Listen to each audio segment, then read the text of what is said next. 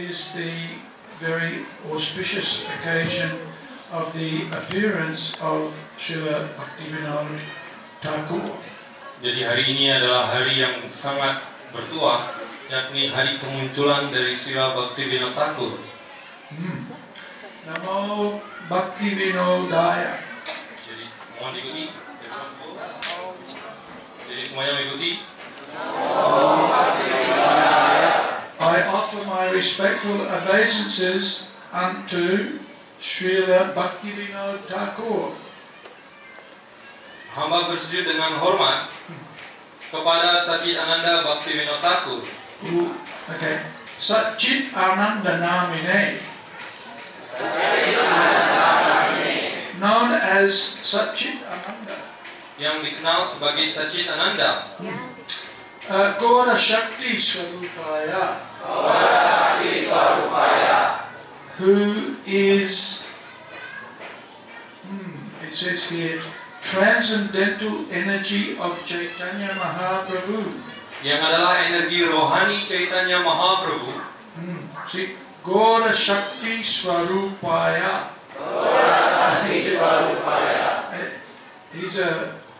His form is a Shakti of Lord Chaitanya.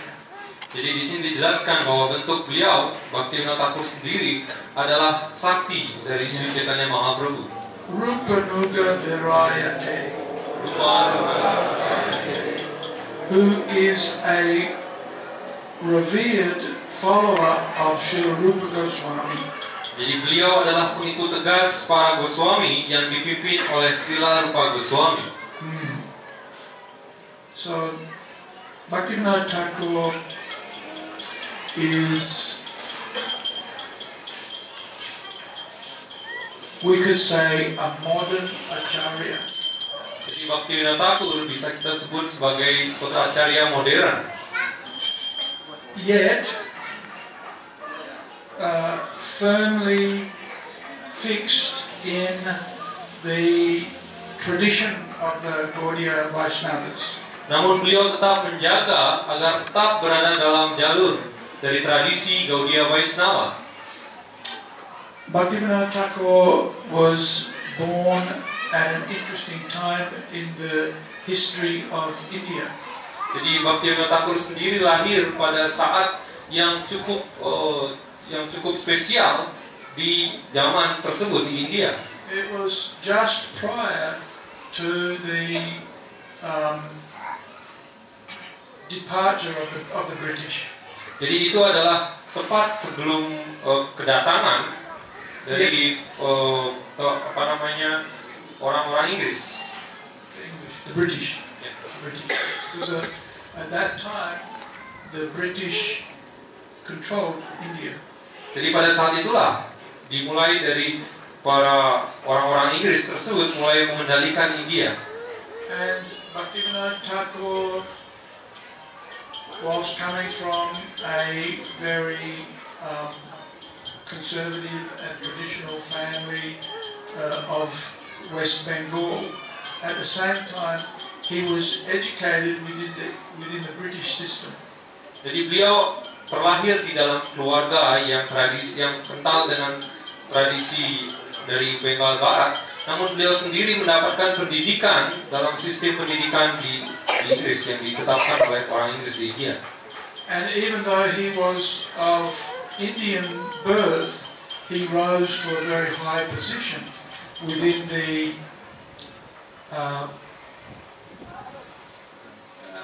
what do we call it? The government of India. Jadi meskipun beliau adalah kelahiran India, namun beliau mendapatkan posisi yang sangat tinggi dalam sistem pemerintahan Inggris yang memerintah India tersebut. The British managers would squabble fight over who would have Bhaktivinoda Thakur in their district.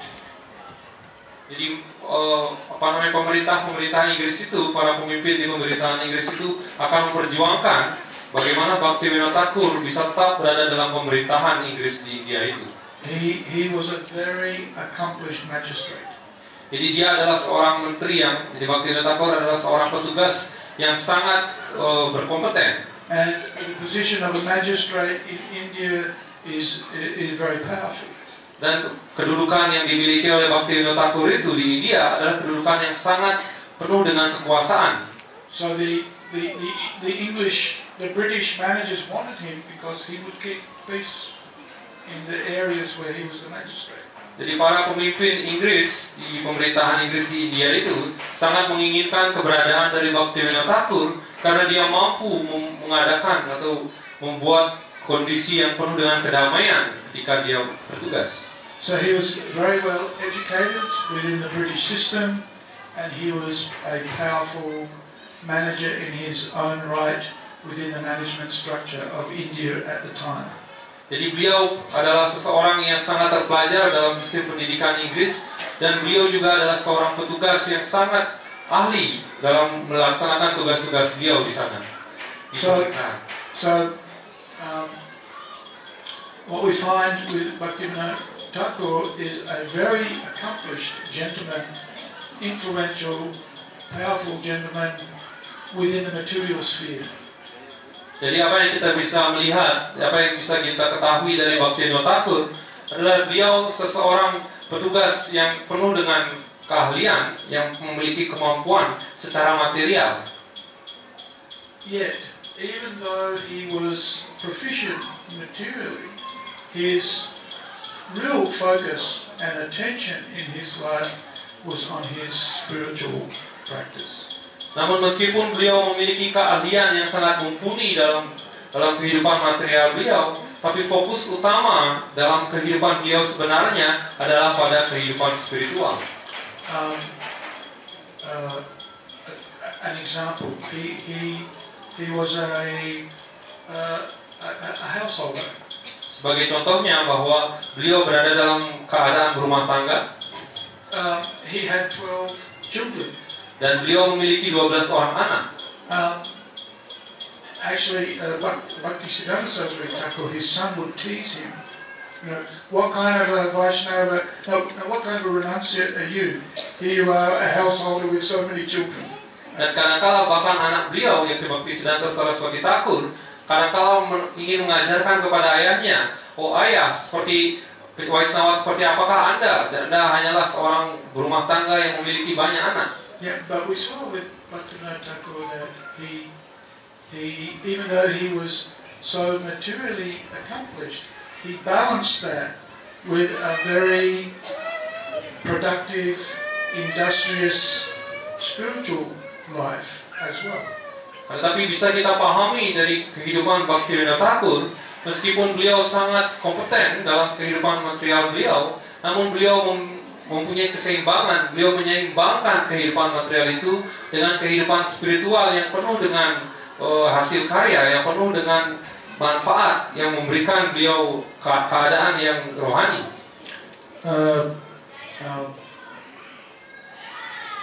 The achievements of Bhaktivinoda Thakur are lengthy. It's a lengthy list. Dan apa yang telah berhasil dicapai oleh Bhaktivinoda Thakur, jadi keberhasilan beliau itu begitu panjang, begitu luas, begitu besar. He would rise early in the morning. Yang mana beliau akan bangun sangat pagi hari, jadi pada saat subuh di pagi hari. He would perform his sadhana and study the scripture very closely, very deeply. Dan beliau akan mempelajari kitab suci, beliau membaca dan memahami kitab suci dengan sangat mendalam. He wrote dozens of books on Vaishnava philosophy. Dan beliau sendiri menulis puluhan buku mengenai filosofis Vaishnava.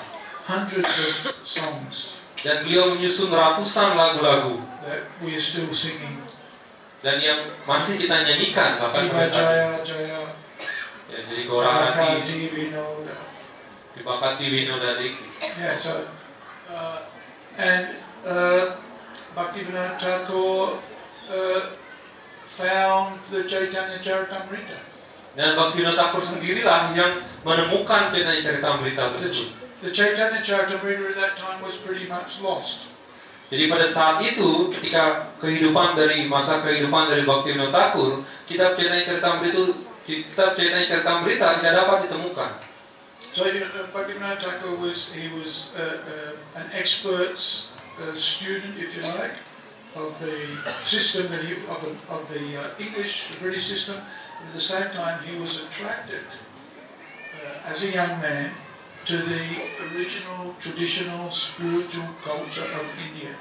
Jadi bisa kita pahami Bhaktivinoda Thakur, selain beliau adalah seorang yang teredukasi secara material dalam pendidikan Inggris, tapi beliau juga memiliki ketertarikan yang sangat mendalam yang menjadi inti dari kehidupan beliau dalam pemahaman tradisi dari kerohanian di India. And that of course brought him to Krishna and Chaitanya Mahaprabhu. Dan itulah yang membawa Bhaktivinoda Thakur sampai kepada filosofi dari Sri Chaitanya Mahaprabhu dan Sri Krishna sendiri. And the culture of the Gaudiya Vaishnavas. Dan membawa beliau kepada kebudayaan dari para Gaudiya Vaishnava. And the culture of Krishna consciousness in Vrindavan and Mathura. Dan membawa beliau kepada kebudayaan dari kesadaran Krishna di Mathura dan di Vrindavan. You know, he would manage his placements within the British managed government of India, so that he stayed in the Vrindavan district, he stayed in the Mayapur Navadvip district, he stayed in Jagannath Puri. Dan beliau mengatur sedemikian rupa sehingga beliau ditempatkan ketika beliau bertugas di tempat-tempatnya rohani. Jadi beliau bisa mendapatkan kesempatan ditempatkan di Mayapur, di Vrindavan maupun di Jagannath Puri. The Gaudiya Vaishnava's reputation at that time had been degraded by the Sahajas. Dan reputasi dari kebudayaan Gaudiya Vaishnava pada zaman itu benar-benar telah jatuh yang disebabkan oleh para Sahajya. And Bhaktivinoda Thakur came at a time where a distinguished, reputable, learned, scholarly, articulate person was needed to re-establish the reputation of the Gaudiya Vaishnavas. Dan Bhaktivinoda Thakur sendiri kemudian membangkitkan pemahaman atau pengetahuan Gaudiya Vaishnava secara penuh dengan kualifikasi, secara penuh dengan sesuatu yang terlihat benar-benar meyakinkan dan penuh dengan sesuatu yang bersifat ilmiah sehingga mampu diterima oleh masyarakat.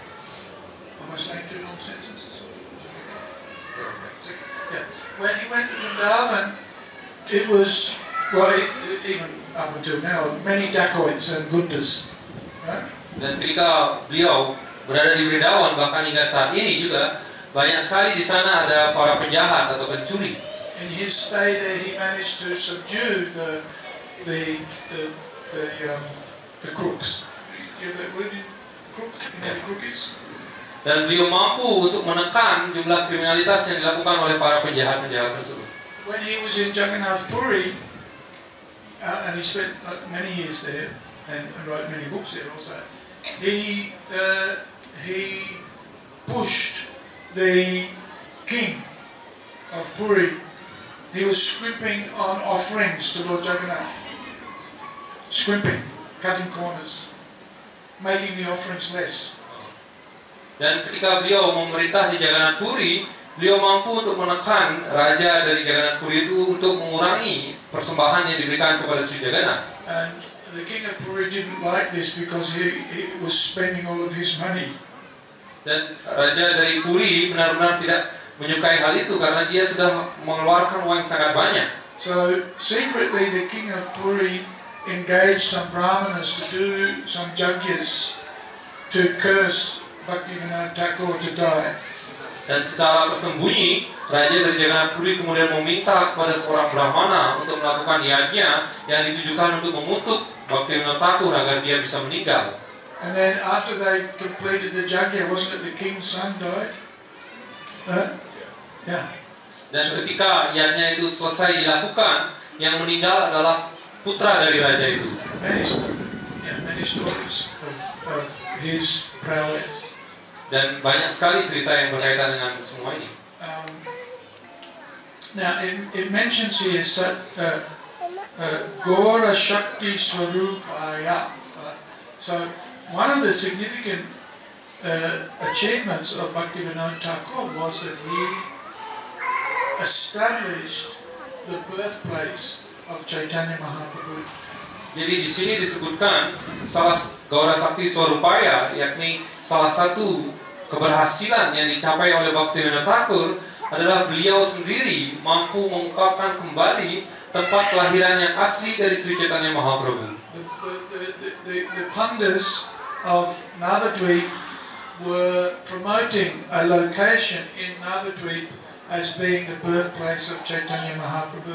Jadi para pandit di Navadvip, mereka berusaha untuk mengajukan atau menetapkan sebuah tempat di Navadvip sebagai tempat kelahiran dari Sri Chaitanya Mahaprabhu.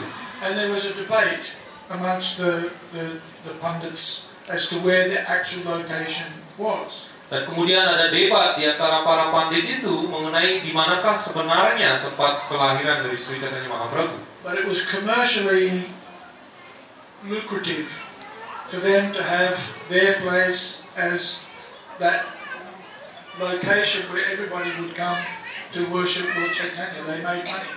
Tapi di sana ada pengaruh-pengaruh komersial, jadi ada motivasi-motivasi komersial yang mendorong mereka untuk memaksa mereka untuk memilih suatu tempat khusus sehingga tempat itu bisa mendapatkan donasi yang lebih banyak.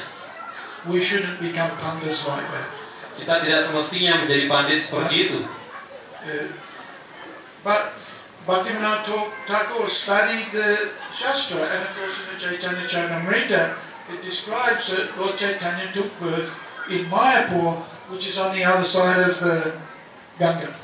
Dan Bhaktivinoda Thakur sendiri beliau mempelajari sastra, dan di sana disebutkan bahwa Sri Chaitanya Mahaprabhu lahir di tempat di Mayapur yang adalah di seberang dari Sungai Gangga, di bagian lain dari Sungai Gangga. And after studying all of the Shastra and inquiring from the local people, he discovered that there was a place that people would call the Yoga Pit. This is the place where Lord Chaitanya was actually born, where there was a mound and there was tulsi growing in that place naturally. Dan hasil dari pembelajaran yang beliau lakukan mengarahkan beliau ke sebuah tempat di mana di sana yang kini disebut sebagai Yoga Pita, di mana di sana pada awalnya penuh dengan tanaman tulasi tumbuh yang memenuhi tempat tersebut. And despite the resistance of the Navadvip Pandits with Jagannath Das Babaji, they went to that location and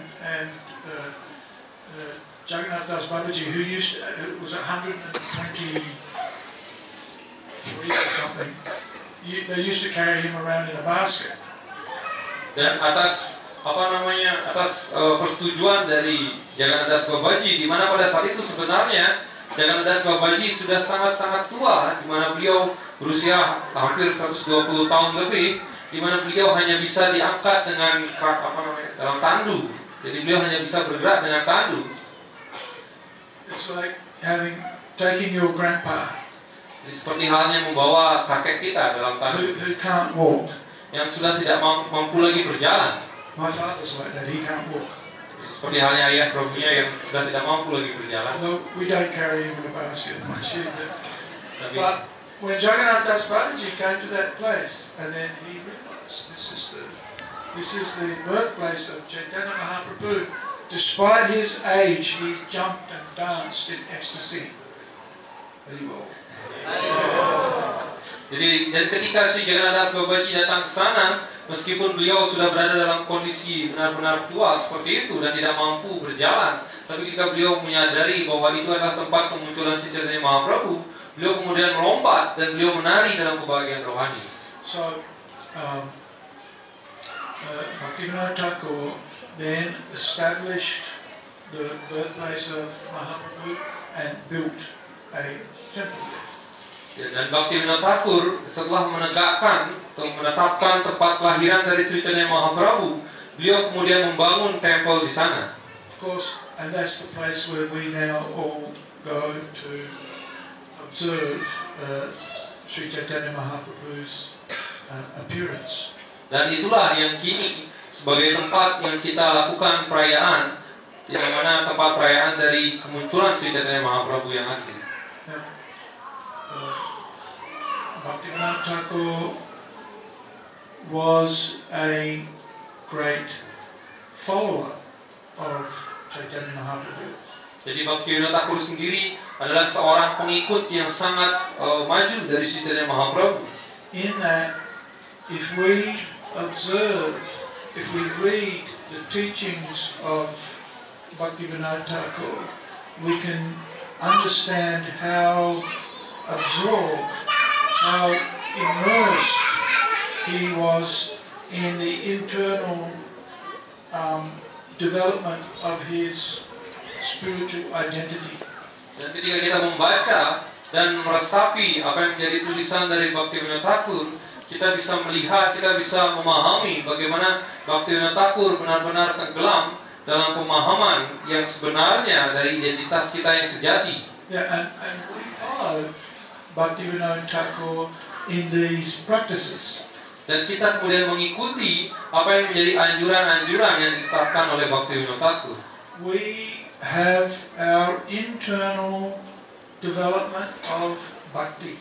Dan kita sendiri masing-masing memiliki pengembangan yang bersifat internal dari bakti kita sendiri. This is our essential purpose in life. Dan itulah yang menjadi esensi utama dalam kehidupan kita.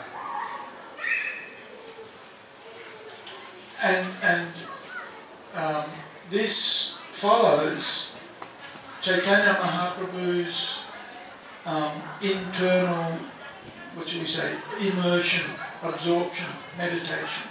Dan ini benar-benar sesuai dengan apa yang menjadi sesuatu yang menjadi pemahaman dari bersifat pemahaman yang dimiliki oleh Chaitanya Mahaprabhu secara internal. Chaitanya Mahaprabhu has his internal purpose, but he also has his external purpose. Jadi Chaitanya Mahaprabhu beliau memiliki tujuan kemunculan yang bersifat internal, dan pada saat yang sama beliau memiliki tujuan kemunculan yang bersifat eksternal. We have our internal practice, our bhajan, but we also have our external practice, our preaching. Dan begitu pula kita sendiri, kita memiliki latihan atau pengembangan bakti yang bersifat internal dalam bhajan kita masing-masing atau individu, dan begitu pula kita memiliki aktivitas pengajaran yang merupakan aktivitas eksternal kita dalam pengembangan bakti.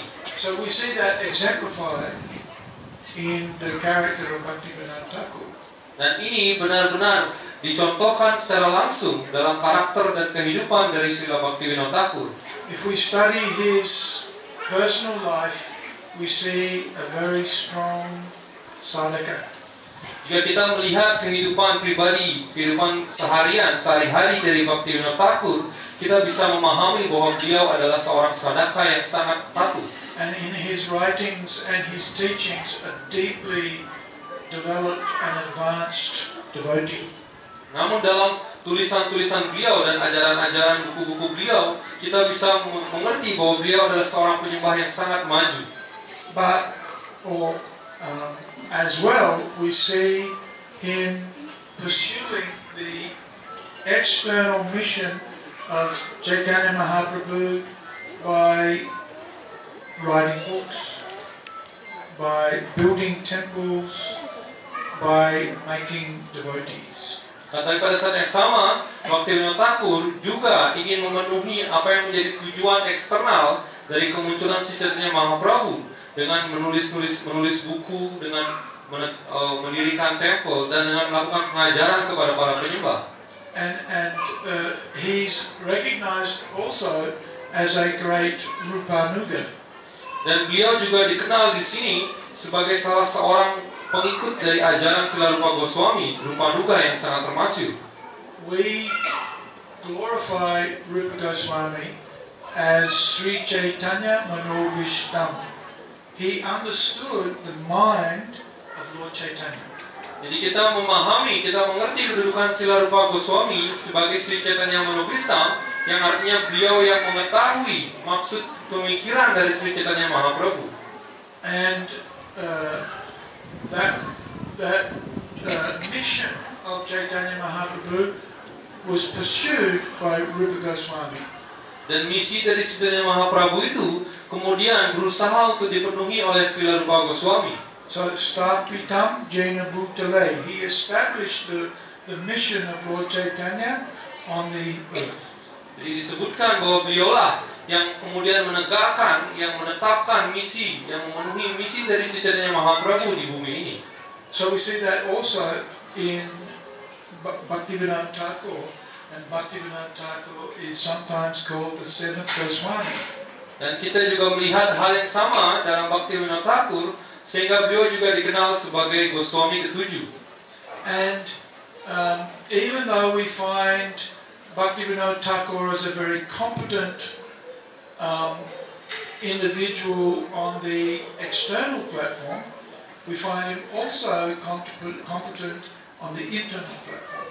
Jadi kita bisa melihat bagaimana meskipun Bhaktivinoda Thakur merupakan seorang individu yang sangat kompeten dalam kehidupan material, namun pada saat yang sama beliau adalah individu yang benar-benar maju dalam kehidupan spiritual.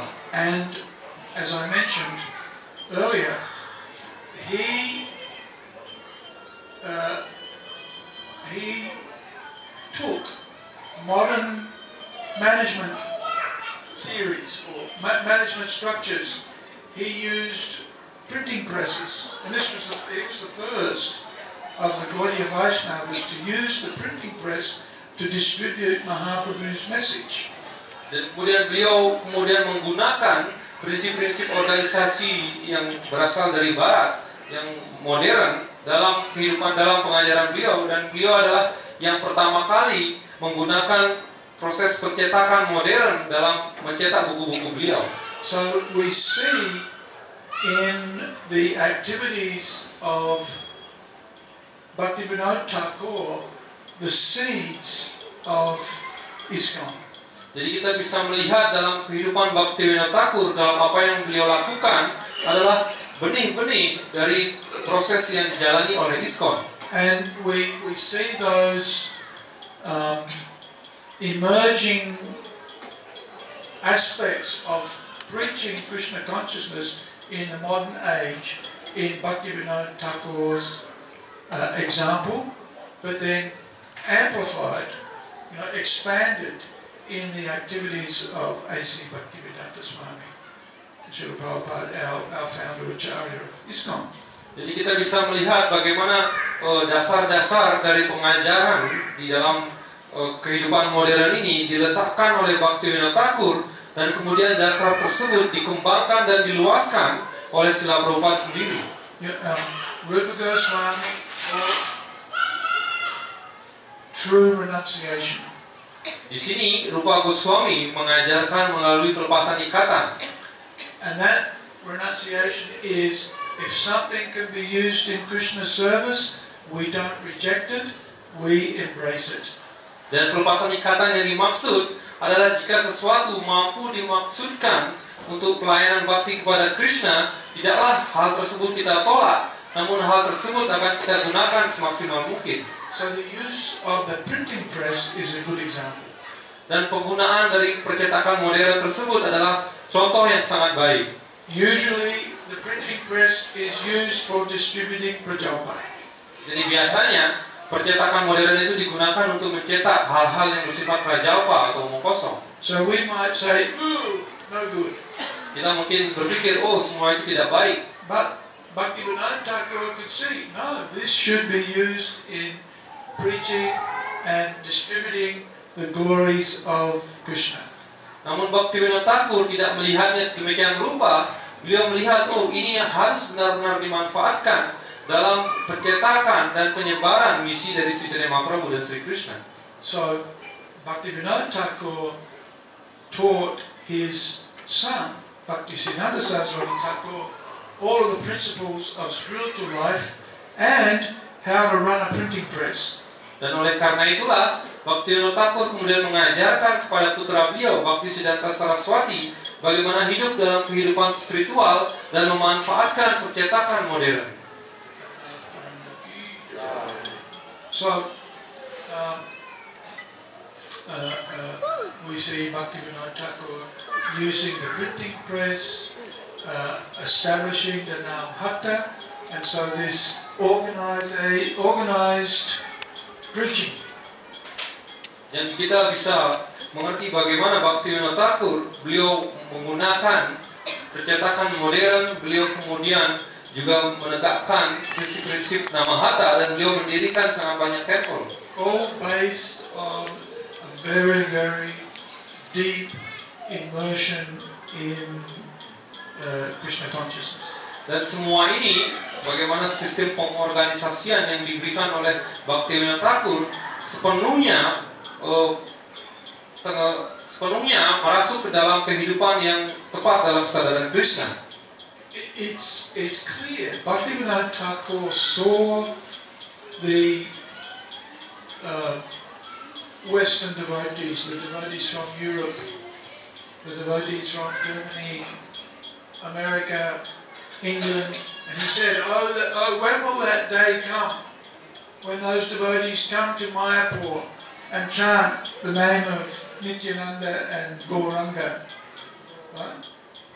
He saw that. Dan si Bhaktivinoda Thakur sendiri, beliau telah mampu melihat jauh ke depan bagaimana suatu saat nanti, kapankah waktu itu tiba di mana para penyembah berasal dari Prancis, berasal dari Jerman, dari Eropa, dan dari seluruh dunia akan datang ke Mayapur dan akan mengucapkan nama suci Nityananda dan Gauranga. He saw a big temple. Dan beliau telah memiliki pandangan, beliau telah mampu melihat bahwa akan ada sebuah temple yang besar. Where our ISKCON campus is in Mayapur is just over the Jalangi, on the bank of the Jalangi. His house is in Sevakunj? No, Surabhi. Yeah. And one day he looked out and he saw this large temple, effulgent temple, on the other side of the Jalangi. So Bhaktivinoda Thakur had this vision of modern day ISKCON. Jadi Bhaktivinoda Thakur di tempat kediaman beliau di tepi dari Jalangi, beliau telah mampu menunjuk di tepian yang lainnya dari Jalangi bagaimana tempat itu suatu saat nanti di masa depan akan ada perkumpulan yang sangat besar, temple yang sangat besar, dan itulah yang kini menjadi tempat dari temple ISKCON, jadi daerah dari perkumpulan penyembah ISKCON di Mayapur. He might not have called it ISKCON. That's what he saw. Jadi mungkin beliau tidak benar-benar mengetahui ISKCON pada saat itu, tapi itulah yang terjadi, yang beliau lihat. You know, such an amazing vision. Jadi suatu pandangan, suatu kemampuan untuk melihat ke depan yang sangat menakjubkan. So we are very fortunate to have the example, the encouragement, the support, the engagement in devotional service, very much as a result of the activities of Bhaktivinoda Thakur. Jadi kita benar-benar beruntung bagaimana kita mendapatkan pemahaman, pencerahan, dan penyemangatan dalam proses bakti ini yang berasal dari kehidupan rohani dari Srila Bhaktivinoda Thakur. He had the vision of a modern, even though he was, as I said before, he was in English we have the word steeped. He was deeply absorbed in the traditional culture of Vaishnavism. Jadi dan kehidupan Bhaktivinoda Thakur itu sendiri sepenuhnya berada dalam kehidupan yang dalam kehidupan rohani dalam budaya Vaishnava. Yet he had the modern preacher's vision. Namun pada saat yang sama beliau memiliki suatu pandangan, suatu tata cara pelaksanaan pengajaran yang begitu modern. So we owe him a great debt. Sehingga kita benar-benar memiliki hutang yang sangat besar kepada beliau. We can never repay it. Dan kita tidak pernah mampu untuk membayarnya. But that doesn't mean we shouldn't stop. Dan itu bukan berarti bahwa kita hendaknya berhenti untuk melakukan, untuk berusaha. And we repay that debt by following in the footsteps of our founder Acharya, who deeply understood the mission and the precepts or the philosophy of Bhaktivinoda Thakur, and how that was a practical application of Chaitanya Mahaprabhu's philosophy and practice in the modern, so-called modern age. Dan kita bisa berusaha untuk memenuhi atau membayar hutang tersebut dengan secara penuh keyakinan, mengikuti apa yang telah ditetapkan oleh acarya pendiri kita di ISKCON di sini, yang sepenuhnya memahami apa yang menjadi misi atau apa yang menjadi inti dari filosofi Srila Bhaktivinoda Thakur, yang juga merupakan suatu pelaksanaan dari apa yang menjadi misi secara eksternal dari Sri Chaitanya Mahaprabhu. The personification of Bhaktivinoda Thakur was manifest in Bhaktisiddhanta Saraswati Thakur. Jadi personifikasi atau karakter dari Bhaktivinoda Thakur ditunjukkan oleh karakter putra beliau, yakni Bhaktisiddhanta Saraswati in India. Di India. Srila Prabhupada manifest that vision of Bhaktivinoda Thakur and Bhaktisiddhanta Saraswati Thakur by leaving India and preaching in the West. Dan kemudian Srila Prabhupada, beliau kemudian membawa filosofis dan karakter dari Bhaktivinoda Thakur, begitu pula karakter dari Bhaktisiddhanta Saraswati Thakur untuk keluar dari India dan mengajarkan di luar India. So, in his last meeting with Bhaktisiddhanta Saraswati Thakur, A.C. Bhaktivedanta Swami Srila Prabhupada, our Prabhupada, was instructed by Bhaktisiddhanta Saraswati Thakur, if you ever get money, print books. Dan dalam pertemuan terakhir Srila Prabhupada dengan guru kerohanian beliau, Srila Bhaktisiddhanta Saraswati Thakur, beliau mendapatkan instruksi dari guru beliau, Srila Prabhupada, mendapatkan instruksi dari guru beliau bahwa jika engkau memiliki uang, maka cetaklah buku. And so we see in Srila Prabhupada's teachings his deep realizations of the Gaudiya philosophy. Dan kita bisa melihat dalam ajaran dari Srila Prabhupada adalah suatu filosofis yang sangat dalam Gaudiya Vaishnava. Just as Bhaktivinoda Thakur revealed his realizations through his writings, we see that in the writings of our Srila Prabhupada. Jadi seperti halnya bagaimana Bhaktivinoda Thakur mengungkapkan keadaan rasa hati beliau di dalam ajaran dan tulisan-tulisannya, begitu pula Srila Prabhupada, beliau mengungkapkan keadaan hati pemahaman beliau di dalam tulisan-tulisan beliau. And following in Bhaktivinoda Thakur's footsteps, we also see the establishment of an organized mission, the International Society for Krishna Consciousness, that puts the philosophy of Chaitanya Mahaprabhu, the philosophy of Rupa Goswami, the philosophy of Bhaktivinoda Thakur into practice.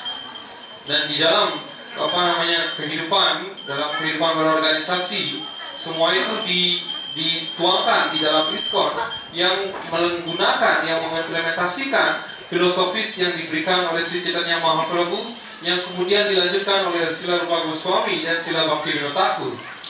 And that leads us to being here.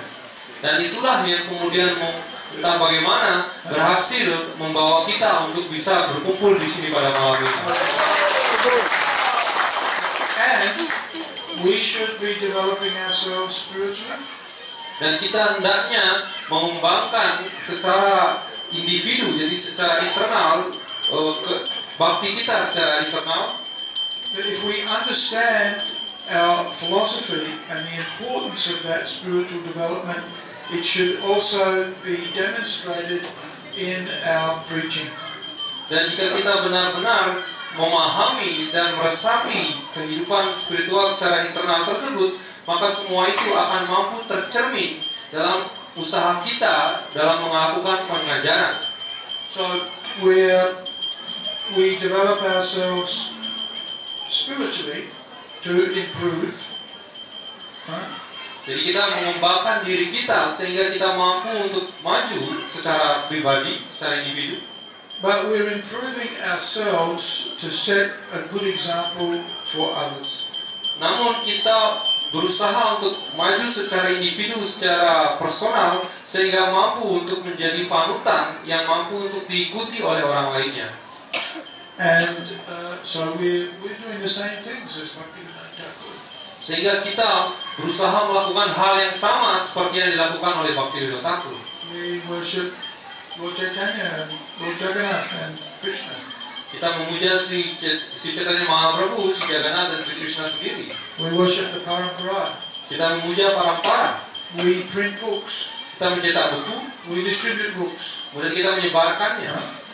We go out and chant Hare Krishna. Jadi kita keluar melakukan pengucapan nama suci Krishna.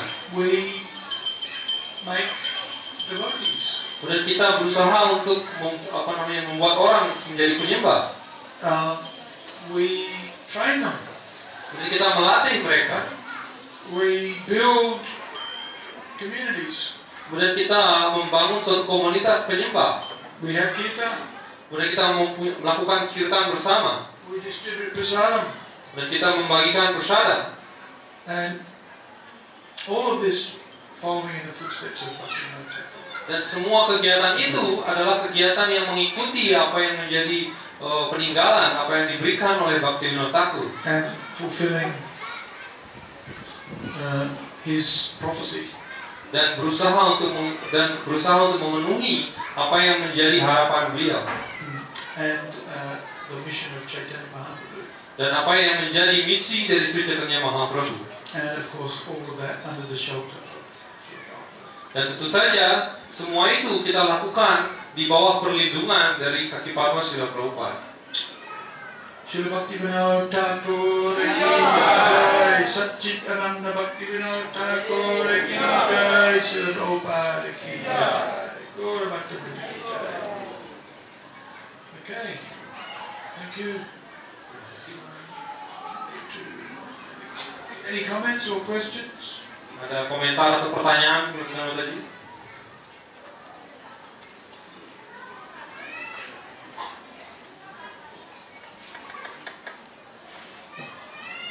Ada pertanyaan?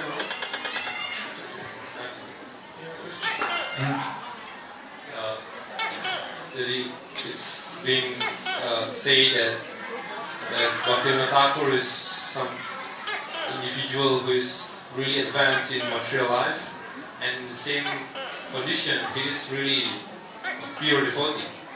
But in our life here, it is quite contradictory for us to be advanced in material life. Sometimes we have to neglect our spiritual life. So what is the main concept of being advanced in material but also having good spiritual life? Jadi seperti yang disebutkan bahwa Bhaktivinoda Thakur beliau memiliki kehidupan material yang sangat baik, yang sangat berkualifikasi, tapi juga beliau maju secara spiritual. Tapi dalam kehidupan kita, terkadang untuk kita bisa benar-benar maju dalam kehidupan material, kita harus banyak meninggalkan, jadi banyak melalaikan kehidupan spiritual kita. Lalu bagaimanakah untuk bisa memahami konsep yang tepat, bagaimana kita bisa maju dalam kehidupan material, tapi juga tidak meninggalkan kehidupan spiritual.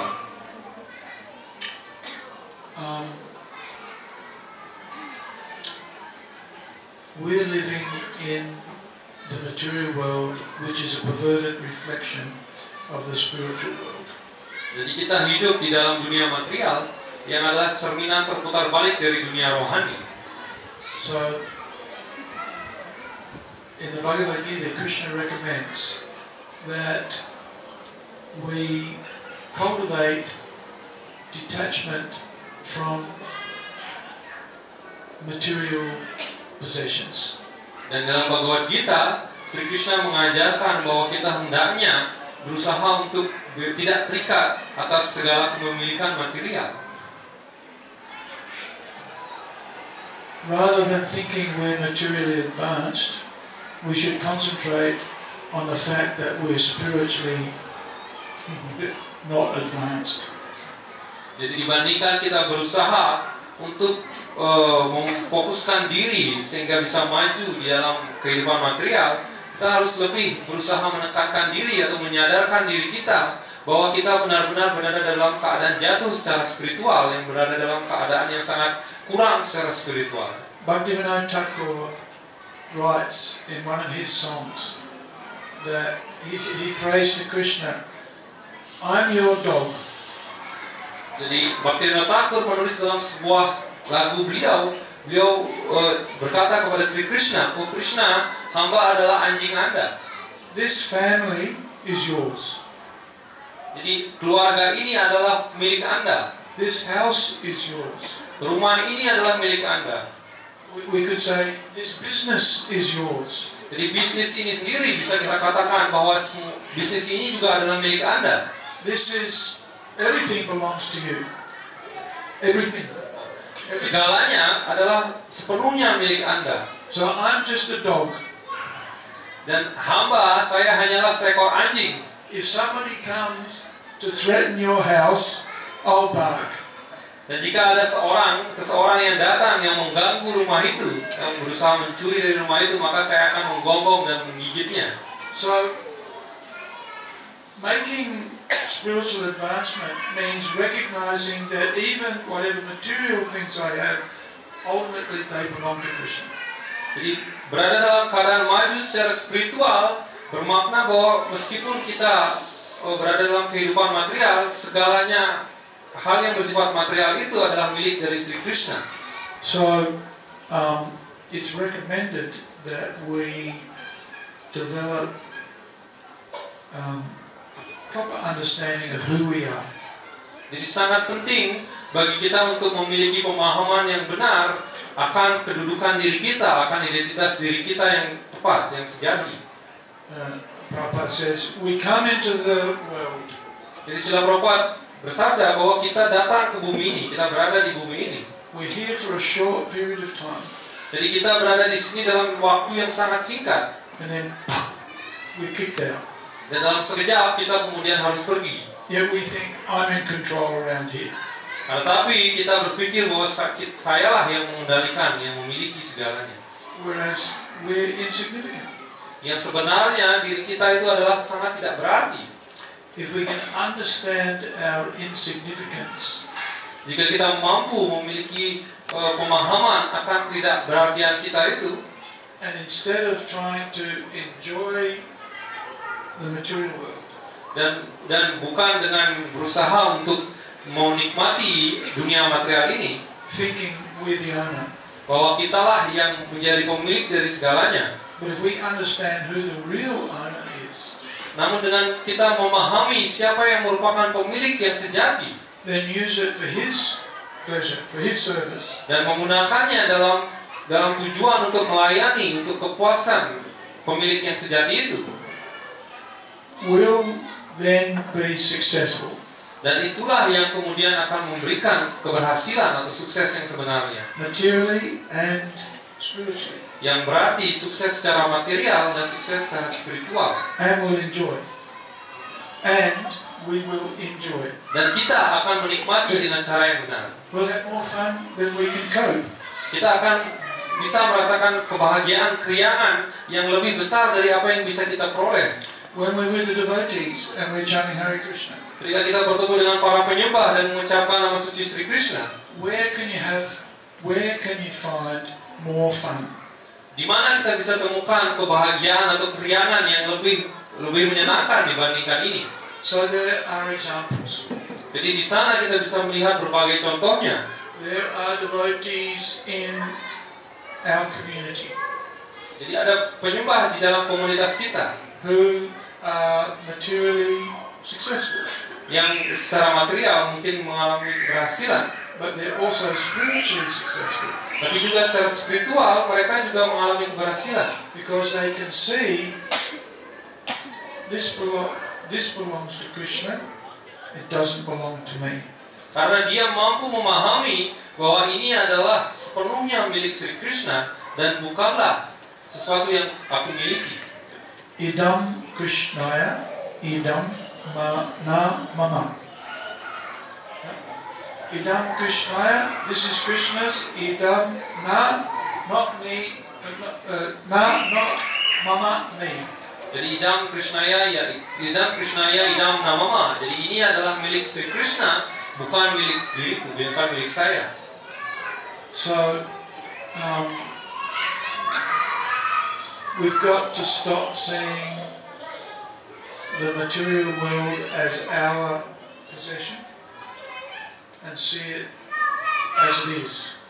Jadi kita semestinya bisa untuk memahami dunia material ini bukan sebagai sesuatu yang bisa kita miliki, tapi merupakan milik atau dikuasai oleh pemilik yang sebenarnya. We have to remove the tendency to take what belongs to Krishna and steal it for ourselves.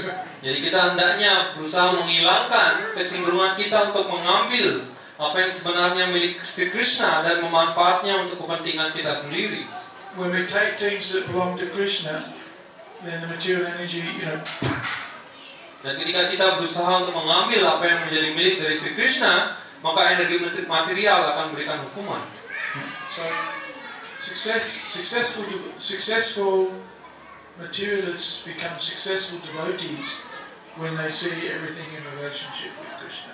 Jadi sukses secara material, dan juga menjadi penyembah yang baik, berarti mereka mampu melihat segalanya yang berada di dunia material ini sebagai milik dari Sri Krishna. And we're encouraged to cultivate detachment. Dan kita senantiasa didorong untuk mengembangkan ketidakterikatan. And understand that we, like Bhaktivinoda Thakur says, I am your dog. Dan memahami apa yang menjadi perkataan dari Bhaktivinoda Thakur, bahwa beliau menyampaikan kepada Krishna, saya adalah anjing Anda. I'm guarding your house. Jadi saya menjaga rumah yang Anda miliki. I'm guarding your family. Saya menjaga keluarga Anda. I'm looking after your business. Saya mempertahankan, saya menjaga bisnis Anda. I'm using these things in your service. Saya menggunakan segala hal ini dalam pelayanan kepada Anda. And not a show bottle. Dan sesuatu itu dilakukan bukan sebagai suatu hal yang ditujukan untuk pamer atau mendapatkan penghargaan. But we do it in practice. Tapi itu kita lakukan secara benar-benar sungguh-sungguh. That's proper renunciation. Dan itulah yang merupakan pelepasan ikatan yang sebenarnya. Does that make sense? Yeah. That's the theory. Jadi itulah teorinya. Now we've got to put it into practice. Dan kini kita harus berusaha untuk mempraktekannya. Not so easy. Bukanlah sesuatu yang mudah. Because we think, oh, now I'm very, let's get everything up. Karena kita sekarang berpikir, sekarang saya sudah jadi penyembah yang maju. Then Krishna shows us how attached we are. Dan di sanalah kita bisa melihat Krishna menunjukkan kepada kita bagaimana terikatnya diri kita. Humility is not so easy. Jadi ketunduh hatian itu bukan sesuatu yang mudah. Okay? Is there a feast? The Samprashana. Samprashana. That you can distribute for all. Everybody's had prashad? Some cakes. Cake.